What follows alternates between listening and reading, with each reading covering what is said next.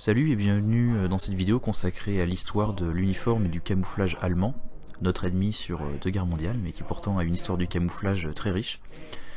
Donc comme vous le savez, dès le premier conflit mondial, l'Allemagne est équipée d'un uniforme dit Fellgrau, c'est-à-dire gris-vert ou vert de gris, qui est déjà une teinte relativement neutre et qui permet une bonne dissimulation sur le terrain, notamment à longue distance. En 1916 est introduit le Stahlhelm 1916, donc le casque allemand caractéristique, le casque de Dark Vador.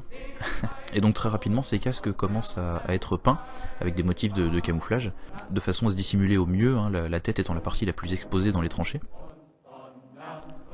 En 1931 est introduit la Zeltbahn 31, donc un espèce de poncho de forme triangulaire, et qui était donc probablement l'un des premiers effets camouflés imprimés de dotation dans une armée, après le poncho italien introduit 2 ans avant, mais qui n'est pas le sujet d'aujourd'hui, et qui servait à la fois à se protéger contre la pluie, mais également d'effets de camouflage, également de tentes, etc.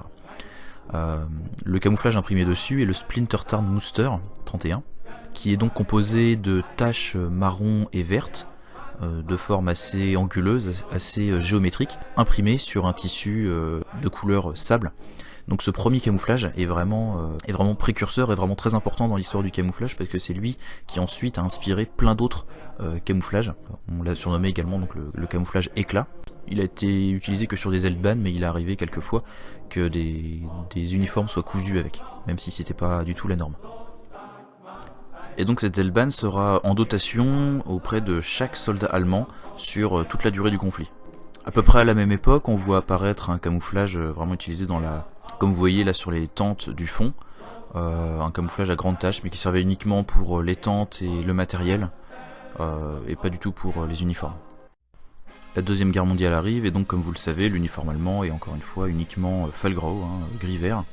Il n'y a pas encore d'éléments de camouflage vraiment de dotation, à part la Zeltbahn vue précédemment. Toutefois, en 1941, la Luftwaffe, l'armée de l'air, adopte pour ses parachutistes des blouses de saut dans le Splintertarn Muster vu précédemment, qui était déjà sur les Zeltbahn, mais dans une version un petit peu plus petite. C'est le Splintertarn Muster 41. Alors continuons uniquement sur la Wehrmacht pour l'instant. En 1943, la Wehrmacht adopte le Sumpf Muster, donc en prenant le Splintertarn Muster mais en le ternissant un petit peu et en ajoutant du flou. Donc il y a eu 2 versions, celle de 1943, puis le Sumpf Muster 1944, encore plus flou. Donc voilà, un camouflage ça qui sera utilisé aussi sur le reste du conflit et même après-guerre. Ensuite, bien évidemment, impossible de parler de camouflage allemand sans parler des camouflages SS.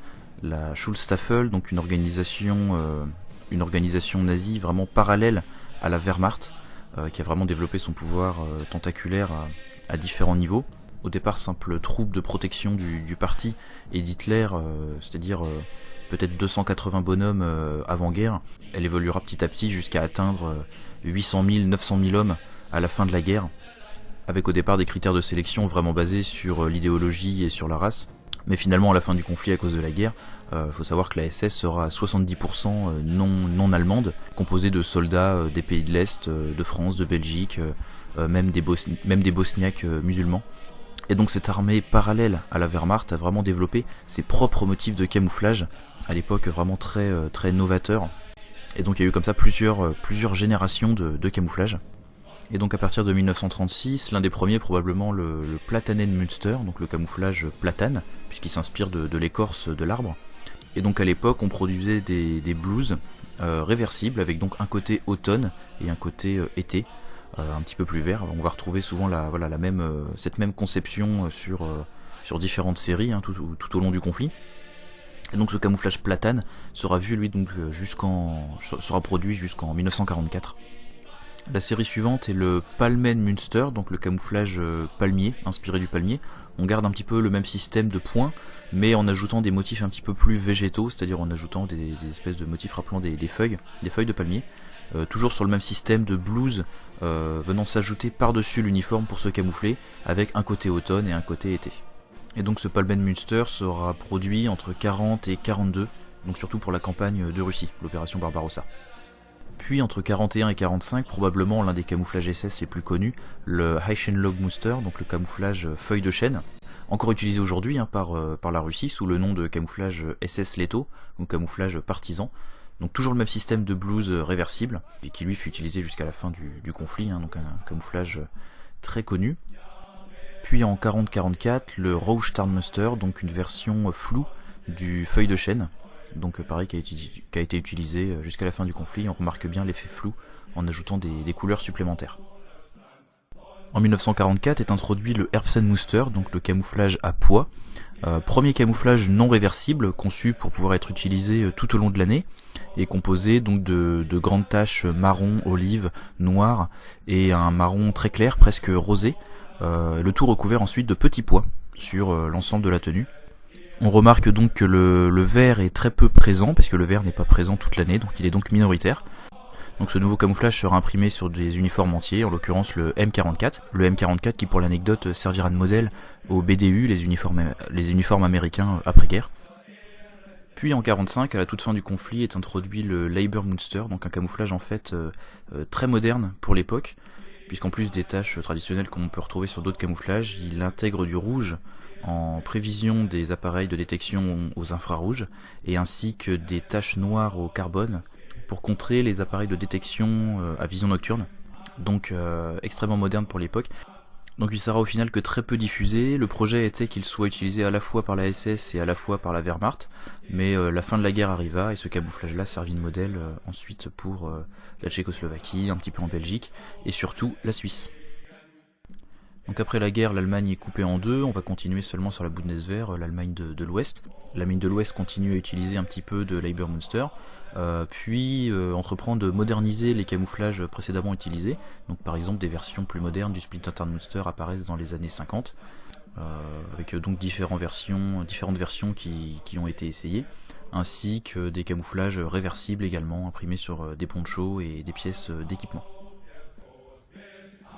Avant même la Bundeswehr, la Bundesschützgruppe, les BGS, donc en fait les gardes-frontières fédéraux, ont utilisé leur propre camouflage également, donc au départ du Splinter Tarnmuster, puis une version plus moderne du Sumpftarn, donc le Sumpfmuster. Différentes versions ont été produites et utilisées dans les années 50, 60 et jusque dans les années 70.